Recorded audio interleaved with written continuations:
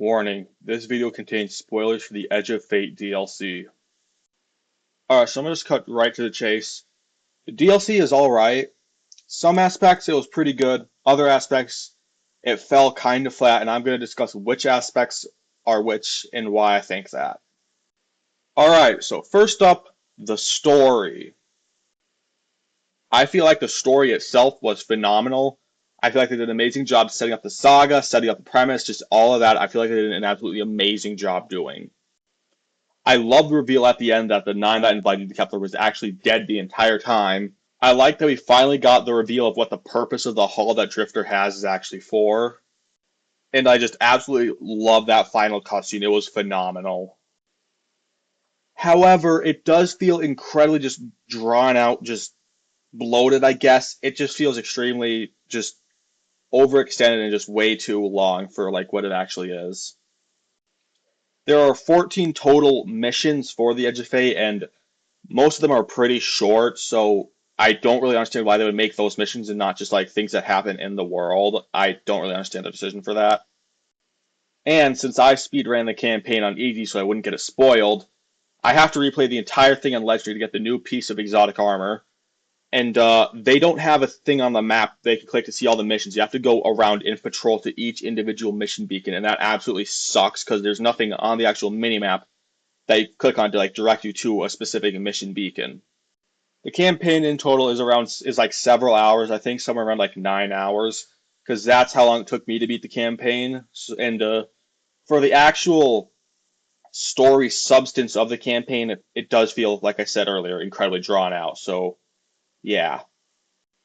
The gameplay for the campaign is also really just boring because it's basically just revolves entirely around like that stupid ball for each boss fight. To somehow have to shove a method in. If you like use the ball to like have to damage a boss, it's really annoying, and the ball sucks to control. I hate that they did that.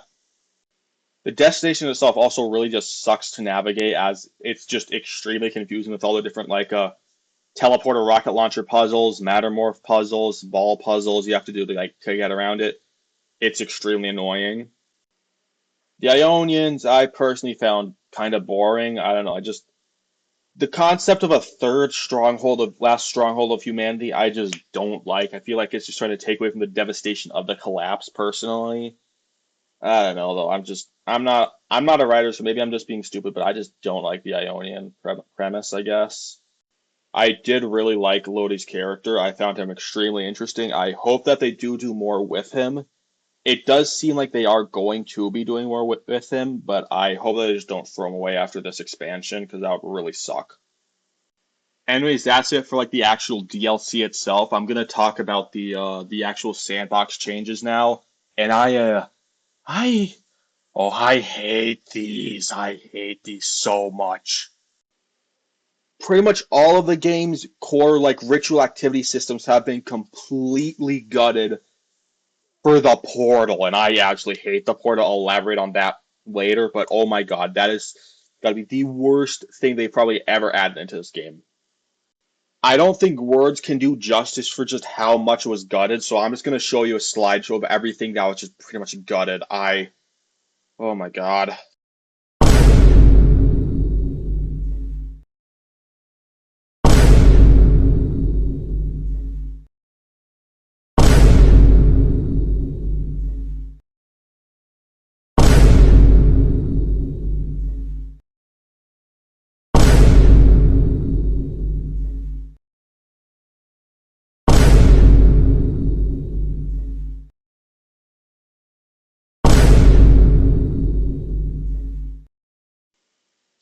So yeah, the Vanguard node has been gutted. Gambit's pretty much unchanged, but I don't know. Who really cares about Gambit? The Crucible node has been basically gutted.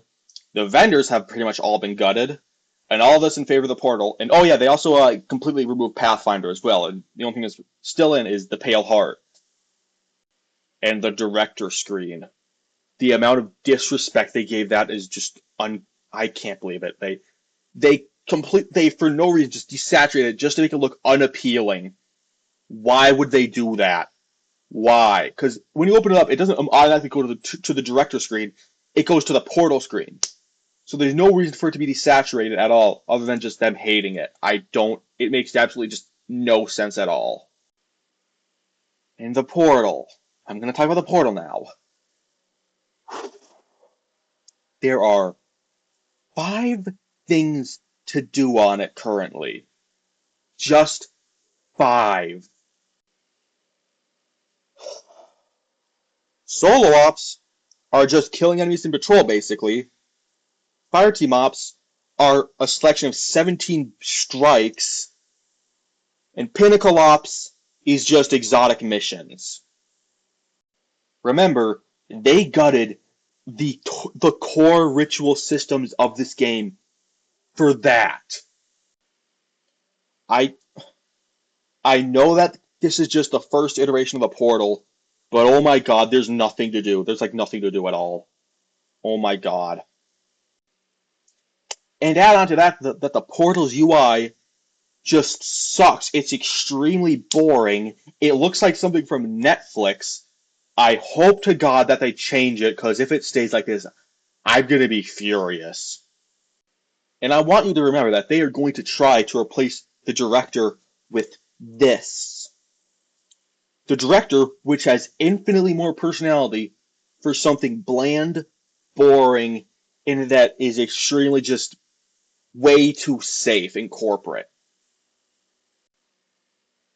And yes, I know that this is meant to help new players, but there's literally just one thing on there that they could have added to the director, and it would have basically the exact same effect, and that's basically that little recommended screen in the bottom right.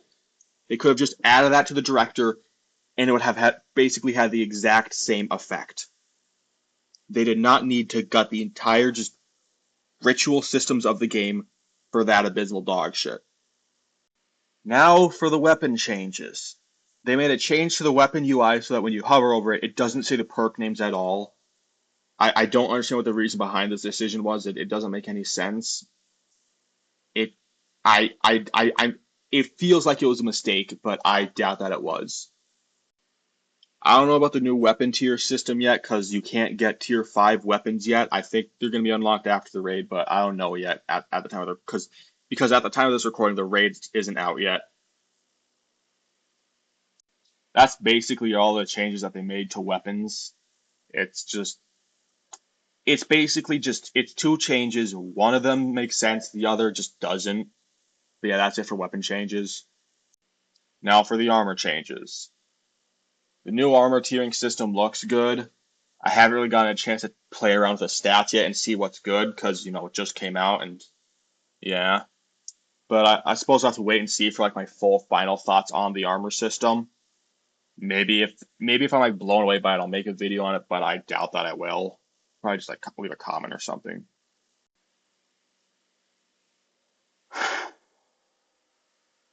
The armor set bonuses look alright. I haven't really seen any that blown me away, really. The weapon ammo generation changes are also alright. It kind of nerfed my Ergo Sun build, where because I don't know, it made it a lot harder for me to get special when I was using my Ergo Sun build.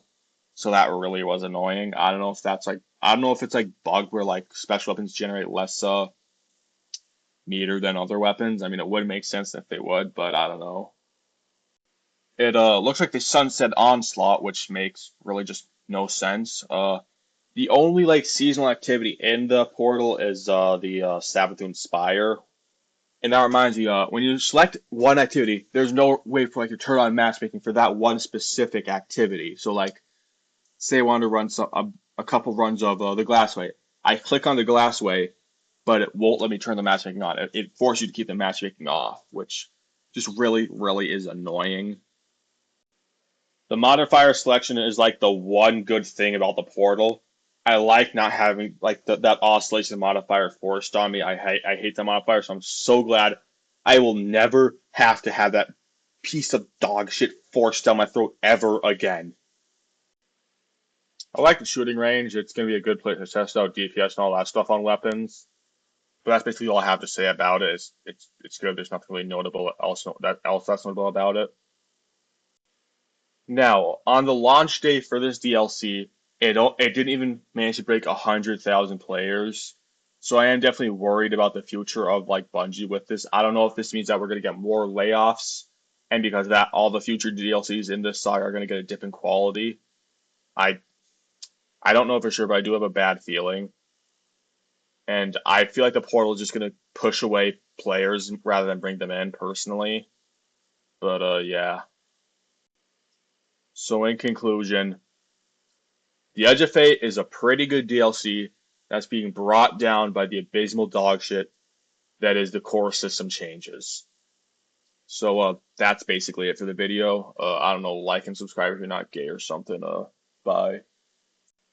All right, future me here. So I forgot to mention some things.